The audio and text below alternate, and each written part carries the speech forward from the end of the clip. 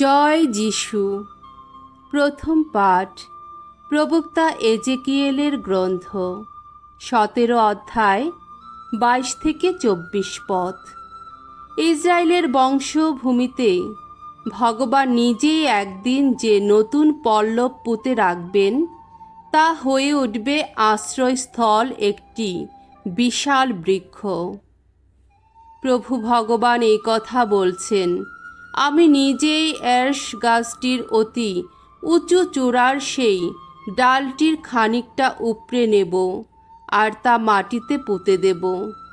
গাছের সবচেয়ে উঁচু পল্লবগুলির মধ্য থেকে কোমল একটি পল্লব ছিঁড়ে নেব আমি, আর নিজেই তা পুঁতে রাখব উচ্চ শির উত্তুঙ্গ একটি পর্বতে। পুঁতে রাখব ইসরায়েলের সেই সুউচ্চ পর্বতে। তা শাখা প্রশাখা বার করবে, হয়ে উঠবে ফলশালী, হয়ে উঠবে চমৎকার দেখতে একটি এরস গাছ। সমস্ত জাতের পাখি তার আশ্রয়ে থাকবে, তার ডালপালার ছায়াতেই থাকবে। তখন চারদিকের সমস্ত গাছ বুঝতে পারবে স্বয়ং ভগবান আমি উঁচু গাছকে নুয়ে দিই, আবার নুয়ে পড়া গাছকে উঁচু করে তুলি। আমি তাজা সবুজ গাছকে শুষ্ক করে দিই, আবার শুকিয়ে যাওয়া গাছকে নতুন কুঁড়িতে ভরিয়ে তুলি। স্বয়ং ভগবান আমি এই কথা বললাম, আর আমি তা করবই। প্রভুর বাণী। ঈশ্বরকে ধন্যবাদ। শাম সঙ্গীত 92 অধ্যায় 1 থেকে 2 পদ, 12 থেকে 15 পদ। ধো প্রভু, গাইব আমি কত প্রেমময় তুমি। ভগবানের গুণগান করা সত্যি সমীচীন। ওগো পরাৎপর, তোমার নামের স্তুতিগান গাওয়া, প্রভাতে তোমার করুণার বাণী, প্রতি রাতে তোমার বিশ্বস্ততার বাণী ঘোষণা করা, আহা সত্যি সমীচীন। ধার্মিক জনেরা বেড়ে উঠবে তাল গাছেরই মতো, হবে উন্নত শির। এর্শ যেমন লেবানন পর্বতে ভগবানের আপন গৃহে রূপিত হয়েছে তারা, আহা আমাদের ঈশ্বর যিনি, তার প্রাঙ্গণে বেড়েই উঠবে তারা। শেষ বয়সেও তারা হবে ফলশালী, থাকবে সতেজ সবুজ। আর এমনই করেই ঘোষণা করবে ভগবান ন্যায়শীল, আহা তিনি তো আমার শক্তি শৈল, তার মধ্যে তো কোনো অন্যায় নেই। দ্বিতীয় পাঠ। প্রিয়জনেরা, মনে আমরা সর্বদাই গভীর ভরসা রাখি। আমরা অবশ্য এ কথা ভালোভাবে জানি যে এই দেহের আবাসে যতদিন থাকি ততদিন আমরা প্রভুর কাছ থেকে যেন প্রবাসী হয়েই থাকি। আমরা তো বিশ্বাসের পথেই চলি, সাক্ষাৎ দর্শনের পক্ষে নয়।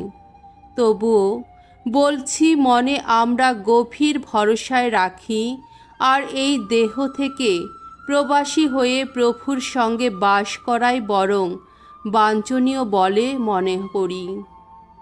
তবে এই দেহের আবাসে থাকি আর নাই থাকি, প্রভুর মনের মতো মানুষ হওয়াই আমাদের একান্ত অভিলাষ। কেননা আমাদের সকলকে একদিন খ্রিস্টের বিচারাসনের সামনে এসে প্রকাশ্যে দাঁড়াতেই হবে, যাতে প্রত্যেকে এই দেহের আবাসে থাকার সময়ে যা কিছু করেছি তা ভালোই হোক আর মন্দই হোক, যেন সেই মতো প্রতিদান পাই। প্রভুর বাণী। ঈশ্বরকে ধন্যবাদ। বাণী বন্দনা। জয় জয় প্রভুর জয়।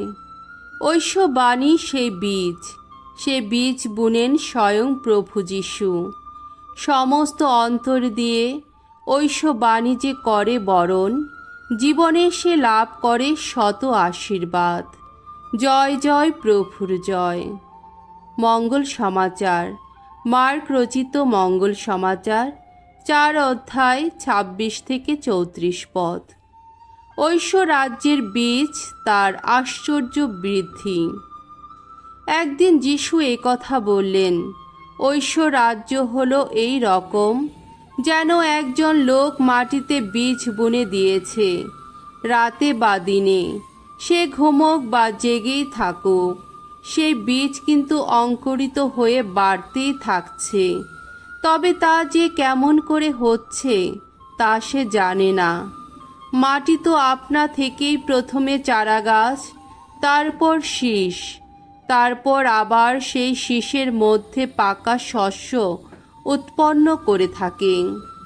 আর ফসল পেকে গেলেই সেই লোকটি তাতে তার কাস্তে চালাতে শুরু করে, কারণ ফসল কাটার সময় যে এসে গেছে।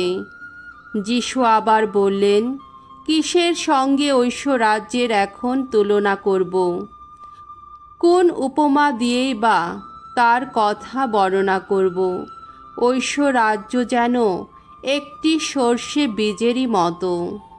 তা যখন মাটিতে বোনা হয়, তখন পৃথিবীর আর সমস্ত বীজের চেয়ে তা ছোটই থাকে, কিন্তু একবার বোনা হলে তা বেড়েই ওঠে।